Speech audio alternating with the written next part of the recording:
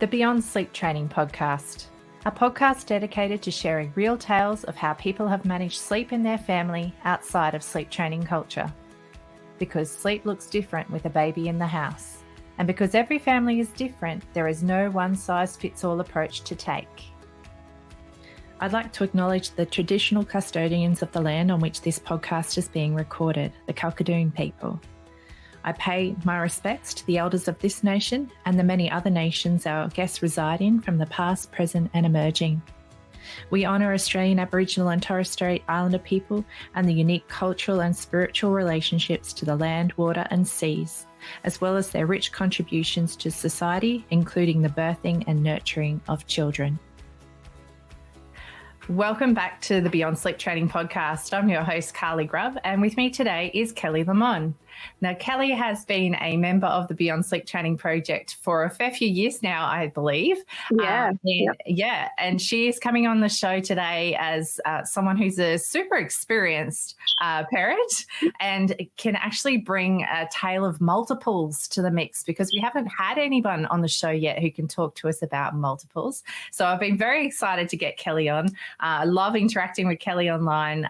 She's a beautiful, beautiful, gentle person to be following. So thank you so much for joining us today, Kellie. Thank you. Nice to be here. Now, Kellie's got little people around, so you're going to hear some voices in the background, and that's actually just how things are, and that's how we get things done. So we're very grateful you could come on with us anyway. Now, Kellie, can you start by telling us who's in your little fam? Okay. I'm just talking to this lady, Carly. You go watch plays. So we have a 7-year-old daughter, Annabelle, a 5-year-old son, Brady, and then we have not quite 3-year-old twins, Hamish and Madeline, who have both come to say hi.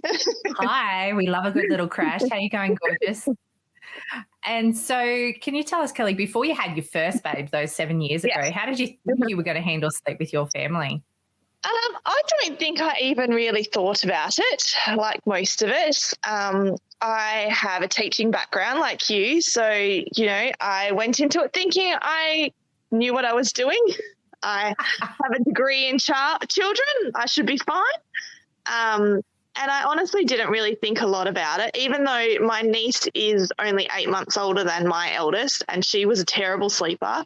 I still didn't really think a lot about it. We had the bassinet and the baby's room set up, and, we went in like so many people do, with no idea. Absolutely no idea. And so how did that turn out once she arrived? She was the classic don't want to sleep anywhere other than on you baby. And we had some feeding issues, which was her biggest issue, to be honest. And once we got her feeding issues happening, she was okay. And she was not a terrible sleeper, but she wasn't great either. She wasn't perfect. She slept through early, but then went terrible with her teeth. And we fell into co-sleeping when she was teething, because that was the only way that her and I both got sleep. So we kind of fell into co-sleeping, and she slept better when she was with me. But she would also, if everything was okay, she was happy to sleep in her cot as well. So she was not terrible. I'm really, really lucky that none of my babies have been terrible, terrible sleepers. So, we've kind of survived and not been. I had my next door neighbour had a baby a month after me after I had Annabelle, and her baby was a terrible sleeper. And as I said, my niece was a terrible sleeper and my nephew was even worse. So I have a lot of comparison. So I know that mine aren't that bad. They were normal. Kept it in context for you. Yes. So when you say she had some feeding issues, what was going on for her, and what ended up actually helping there? She had a tongue tie. And which we identified in hospital. But as happens, we had not great support, and every nurse shift change, they'd come in and tell me we'd get her feeding. And then I'd say, I think we think she has a tongue tie, and they would say, oh, we'll get her feeding. And then discover that we were right. And in hindsight, it was dealt with when she was, I think, 4 days old, but I don't think it was dealt with properly. And she actually has had some speech issues that are linked back to that. And yeah, we don't think in hindsight it was dealt with properly. But at the time we didn't know, and we were relatively new to the area. We'd only moved a couple of months before she was born, across the country from WA to New South Wales. So we didn't know anyone. We didn't know where to go. We were very lucky that we got an amazing child health nurse who is absolutely wonderful and really lovely, but not super knowledgeable in breastfeeding. So she got us feeding with nipple shields, and luckily I had no supply issues, and so I fed her for 15 months with nipple shields, and that's how we got through. And she got sleeping, and yeah, she wasn't feeding enough to sleep deep enough in the early days. So, and she wasn't waking because she wasn't feeding enough. So yeah, so once we got all that sorted, those tricky newborn days, it's like such a battle for some people to get things rolling. I'm pleased it worked out for you. And it is. Yeah. It was quite anxiety inducing for me though, because we had to wake her every 3 hours, and we had to feed her every 3 hours. And I don't work well with that have to, which is something that then applied on with the twins. And yeah, so I became really anxious because I was like, well, we can't go anywhere because I have to feed her in another hour and a half. So we have to run our lives around the 3 hourly time slots. And so yes, the first, once we got past that, I was okay. But those first few weeks where we had to function on the 3 hourly time slots was just really hard. It would have been really hard. And like you say, it like brings that anxiety up. Did you have some support with you when you, like you said, you moved across the country away from everybody? Did you have anybody giving you a hand in those early days? Not really. My parents came briefly when she was first born, and then they went back to WA. And so, yeah, not really. Luckily, as I said, my child health nurse was amazing. She was really lovely, and she checked in on us an awful lot. But, yeah, we didn't have a lot of support at all, no. That makes it a bit more challenging, especially when you're trying to find your feet. So you said that Babe was sleeping in the cot sometimes, but when it was a rough patch, you were co-sleeping. Did you have information on how to make that a bit safer for you both, or did you very much fall into it accidentally? And absolutely fell into it accidentally. Absolutely. And then later on, once we kind of realised that this was going to happen regularly, we researched on safe sleeping. But it's now definitely my first piece of advice to everybody is make sure you, even if you don't think you're going to, make sure you research safe co-sleeping, because you never know when you might end up accidentally doing it. That's right. And the research says like 75% of families will do it, whether they intend to or not, in that first 3 months with their baby. So absolutely. Yeah, very, very sage advice. And anybody listening along, if you haven't yet hit the point where you are or have shared sleep with your baby, and it can include not necessarily just in bed with you, because I know that for me, that was something I did not realise. The couch. I was following nursing chairs, the couch. And that goes for partners too, guys. Like people sleeping on recliners, as sweet as it looks, that baby sleeping on someone's chest with them sound asleep. Dangerous, I'm sorry to say. But if you can, we'll drop links into the show notes for people to figure out how to reduce risk in their setting. But really, really important information Kelly's just shared there. So thank you. Definitely. So tell us, during this time too, I'm wondering, how is day sleep looking for you guys? What was going on for your first love? I can't really remember, to be honest. I think she just slept on us, so we kind of never really cared. Yeah, I wasn't super anxious about the whole sleeping in bed thing. Like that wasn't something, not like, I was okay with her sleeping on me. So we just did that.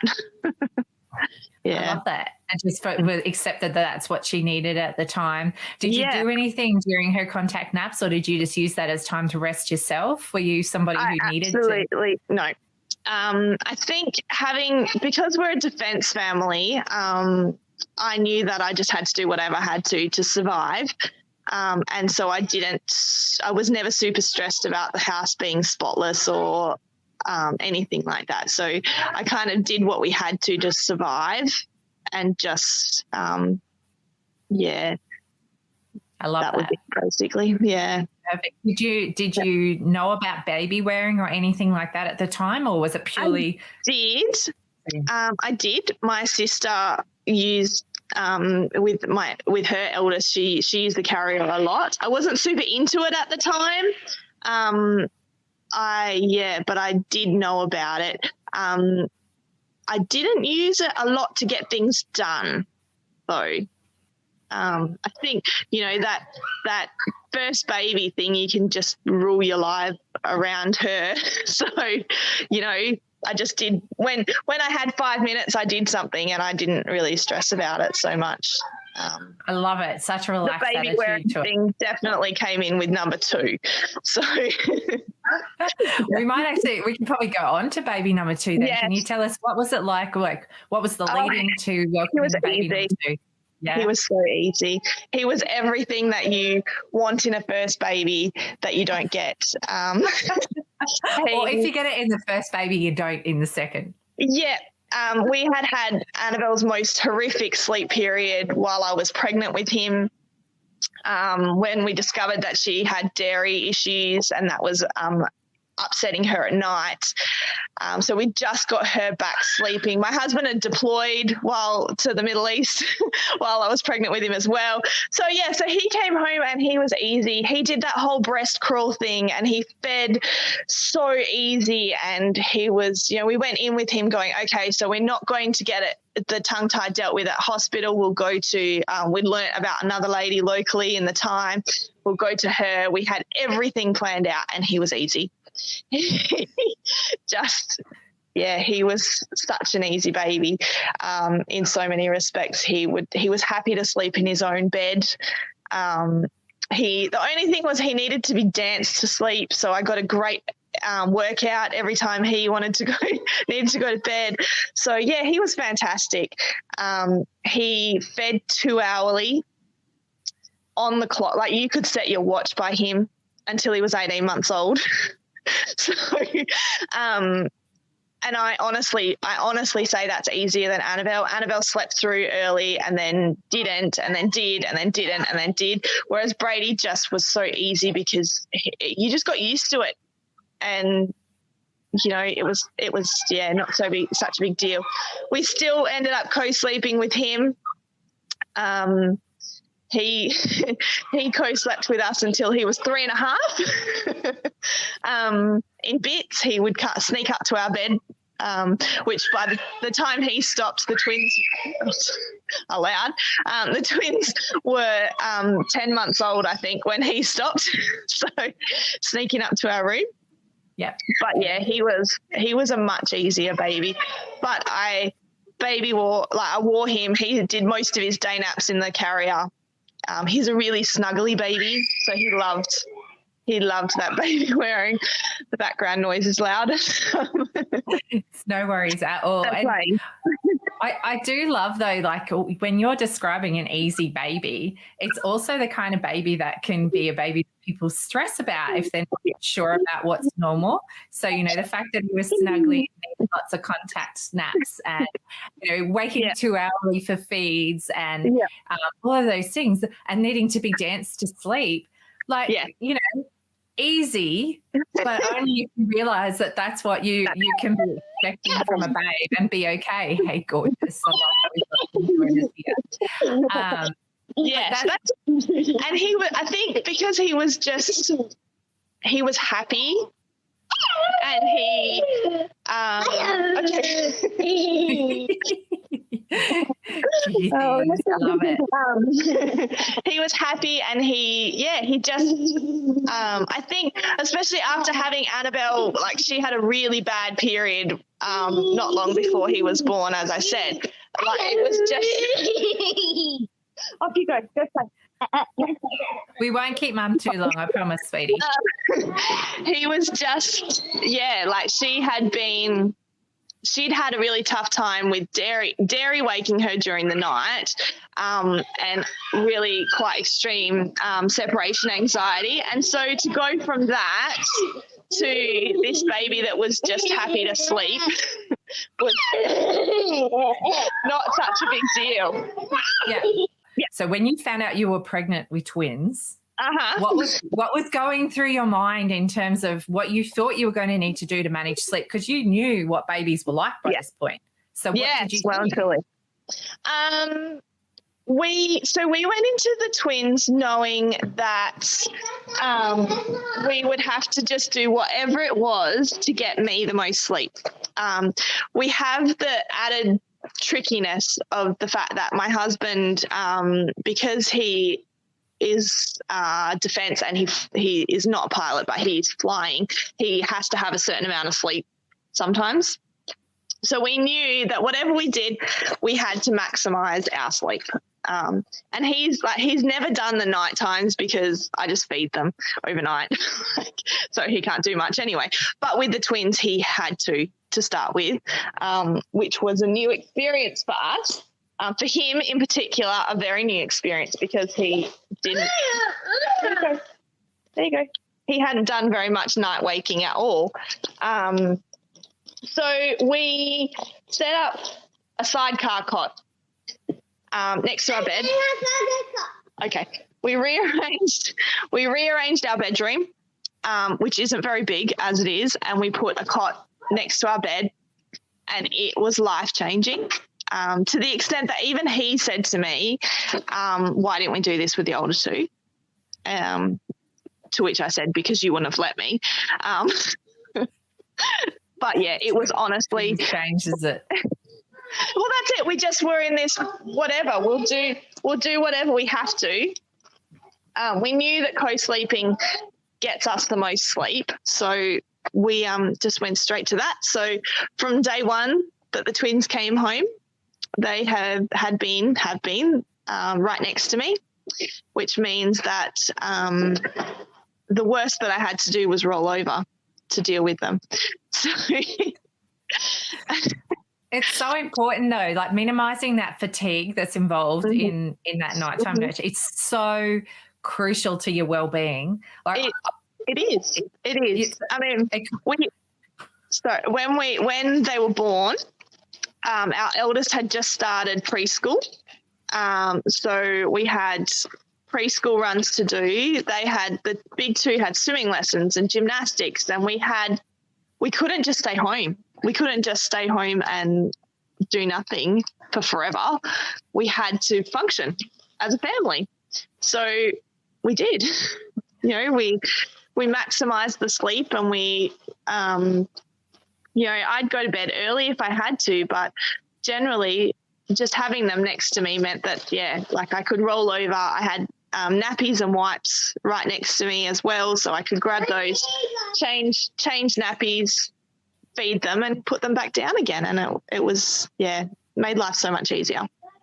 Brilliant. And so with your older two at that point, were they still needing like people at night time, and like how were you managing that? So my oldest wasn't. She's a very deep sleeper, so she was by that stage she was pretty good. But number two child, he was we called him the sleep ninja. Because he would just sneak up. We had the twins both side by side because they sleep better. They've always slept better together. So they were side by side in the cot, and he would sneak in at some point during the night and end up in between my husband and I, and we wouldn't even notice because he was the sleep ninja. Yeah, and we'd wake up and we'd be like, oh, he's here. Okay. Hi.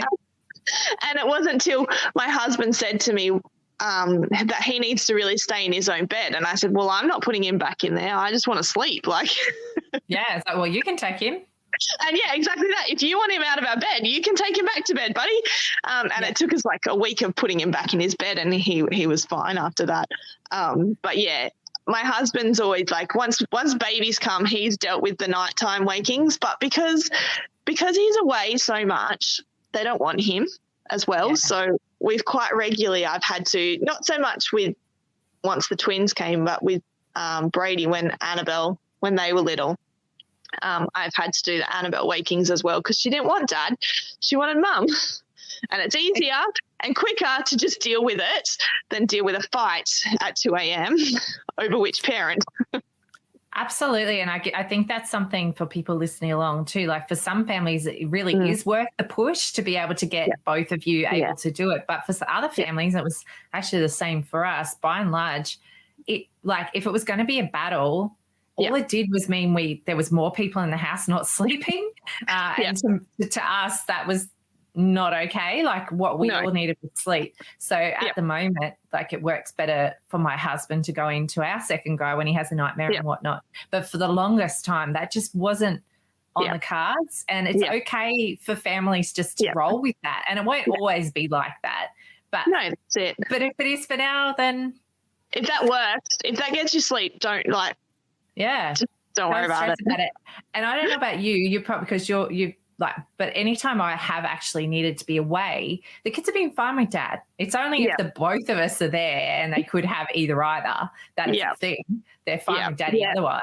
I haven't tested mine overnight ever, but during the day they've all been generally okay. We've had a few little patches where they haven't been at all. Number 4 child, she is a COVID toddler and for ages didn't like people at all. So she had lots of issues separating from me. And Annabelle went through a little bit of a stage as well. But, otherwise they've been generally fine to stay with Dad during the day. It's just not necessarily at night. But nighttime's very vulnerable. Like, everyone's tired and it's a extra sensitive time, I think, for little people. And they don't necessarily have that space to be like, oh, yeah, I'll be fine with whoever. It's like, no, I just want Mum. That's it. Yeah, exactly. Mum does the nights. And in our house, because he's been away for so much of their lives, in our house, Mum does the night times. Like Mum does it all. So they just are used to Mum doing it all and, function. We all function that way, so that's normal for us. That's your reality. That's your family's dynamic, and I think that's really important for people to understand too, because it's that you work with what you've got. You work with the situations that you're in, the support that you have available, and this is obviously what worked for you guys. And I think too, it's important to remember that just because everyone tells you that you need to get to a point where, like in the multiples community, it's very pushy that you need to get someone else to be able to settle your babies to sleep. And I mean, for us, that was just never something that happened. We've never had anyone else here enough to learn to settle them. And my husband's been away so much that he could in the early days when they were newborns, but once they got past that stage, he's not been able to settle them to sleep either. But it just doesn't matter. Like for us, it's not like I've had to leave them. I haven't had to leave them. I don't choose to leave them. So yes, it's more work on me perhaps, but he cooks dinner every night because Annabelle used to cluster feed during that dinner time, cooking time. And so he cooks dinner every night because that's just the habit we've fallen into. So yes, I've had to feed her and put her to bed, but he does something else instead. So it's as much as it falls on me to get her to sleep, he just does something else. So it's not a big deal. And it works for us, and it doesn't matter. Everyone says you have to, but you don't. If it doesn't work for you, and your family, don't worry about it. Just do what works. It's exactly the whole point, isn't it? Like it's literally you're the one who's doing it. You're the one who's living it, and you can only ever make decisions based on what's working for you and your little ones. And that's so changing too. Like over the years and whatnot, things are always in a state of flux. So it's not like anything's going to be this way forever. That's exactly it. And we went into the twins with that exact thought, is that it is just a stage. You know, we knew that they wouldn't sleep with us forever because the other two didn't. And we knew that I wouldn't breastfeed them for forever because the other two had stopped. And we knew, you know, all of these things that we knew that people tell you are bad habits, we knew they weren't because we'd been there, done that, and our older two had already outgrown those things. And so, you know, we went in and we were like, right, you're having dummies, I'm breastfeeding, I'm feeding you to sleep. I still feed them to sleep. They're almost 3. They're 3 in April. And you legend. Well done. It's the easiest. It's the easiest option. When there's 2 of them, it's the easiest option. So, you know, but impressive skill, mate. Well, I mean, part of it now is that I've kept feeding because of the virus. I'm aware that all of the good stuff that they get from it as well. So I'm slightly reluctant to wean them while it's around.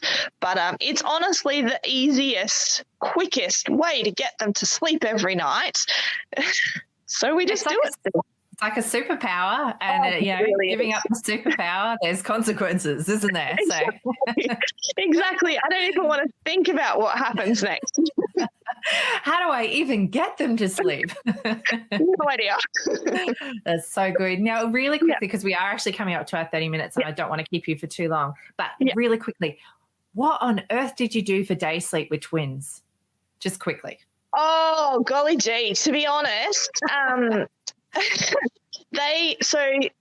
their first year of life, they pretty much were dragged around to the big kids stuff.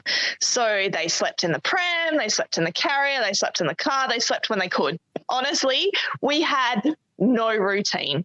We found a routine when COVID hit, and they coincidentally dropped to 1 nap a day, and we were home all day, every day, so they could dictate life around their nap suddenly, it was the first time. It was literally, they turned 1 in April of that year. So it was they were like 11 months old when they finally got to dictate their routine.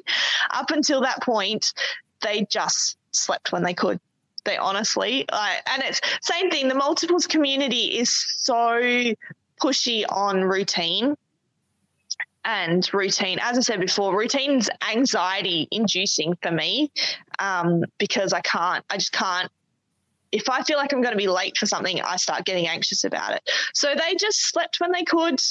They were they were amazing, really, to fit in around life. And so, I fed them to sleep if we were at home, and they would sleep on our bed, or in our bed, in the bed. They would sleep in the pram if we were out walking or at gymnastics or wherever we were. They'd sleep in the car in between. And if all else failed, I'd put them in the carrier and they'd zonk it in there. Love it. There's so much flexibility in it and not as much stress because you're just all rolling along. I guess it kind of is the real case of taking sleep out of sharp focus. Like you had so many other things that were absolutely where your brain was at. Yep. I actually think it's a whole lot less stressful. That was a lot less stressful for me too. Did you find that sometimes they were just super tired though, or was it really? Sometimes. I think that because we were quite often on the go, they got lots of little naps, and they probably never got the consolidated sleeps that they say they have to have, but they were never horrible. Like every now and then you'd have a bad day where they just didn't get enough sleep, but then that happens if you're at home. Like that happened with my oldest when we were at home and we could dictate life around her. So, everybody has bad days, like babies included. Exactly. And I mean, the bad days are hard, really hard when you have 2 demanding your attention. But same thing, like if it's just I don't know, we just rolled with the flow. We really we knew they were bad days. We knew that it would end and they would suddenly be 3-year-olds. And here you are. Exactly. Exactly. So yeah, I think for us, having them as our third and fourth was a blessing, because we knew that it was just a stage and everything was just a stage, and that we could wean them off dummies. We could get them out of our bed eventually. We could survive a bad day. We could, do what we needed to do. So yeah, I mean, we just took it we really went with the flow and just survived. And I think it sounds like you've done a marvelous job. I'm just looking at our time, because unfortunately we're up to our 30 minutes, but I'm wondering, because you've given so much wisdom to people listening along, but do you have a tip that you wish you could go back and tell yourself right back in the day? I think find good support, the knowledgeable people, and don't be afraid to say that it's hard. But also know that it's just a stage, and that it will end and you will survive, as hard as it might feel. Beautiful. And I'm sure there's people listening along who are really appreciating hearing all of this perspective, because that's exactly what you sometimes need when you're up to your neck in it, is just a bit of context and perspective to bring you back. Absolutely. I mean, a baby they're only a baby for a year, and it feels like a long time. In the moment, it feels like forever, but you blink and they're toddlers, and you blink again and they're in school. And yeah, the days are long, the years are short is really, the older they get, you really realize how true that really is. Awesome. And thank you so much for coming on the show, Kellie. I really appreciate your time today and dodging around little people. You did it masterfully, as so many of our guests do. So thank you very much. That's okay. And for anyone listening along, if you have got multiples, we'd love to hear about how you're going. We do have mums like Kellie and other parents in the group who have got multiples. So feel free to post any of your concerns and we can help you troubleshoot and work things through, because there are ways to do life like Kellie and her family beyond sleep training, whether you have multiples or not. So thank you so much for that today, Kellie. Thank you. I really hope you enjoyed the podcast today. The information we discussed was just that. Information only. It is not specific advice. If you take any action following something you've heard from our show today, it is important to make sure you get professional advice about your unique situation before you proceed, whether that advice be legal, financial, accounting, medical, or any other advice. Please reach out to me if you do have any questions or if there's a topic you'd really like us to be covering. And if you know somebody who'd really benefit from listening to our podcast, please be sure to pass our name along. Also, check out our free peer support group, the Beyond Sleep Training Project, and our wonderful website, www.littlesparklers.org. If you'd like even more from the show, you can join us as a patron on Patreon, and you can find a link for that in our show notes. If listening is not really your jam, we also make sure we put full episode transcripts on our Little Sparklers website for you to also enjoy, and fully captioned YouTube videos as well on our Little Sparklers channel. So thanks again for listening today. We really enjoy bringing this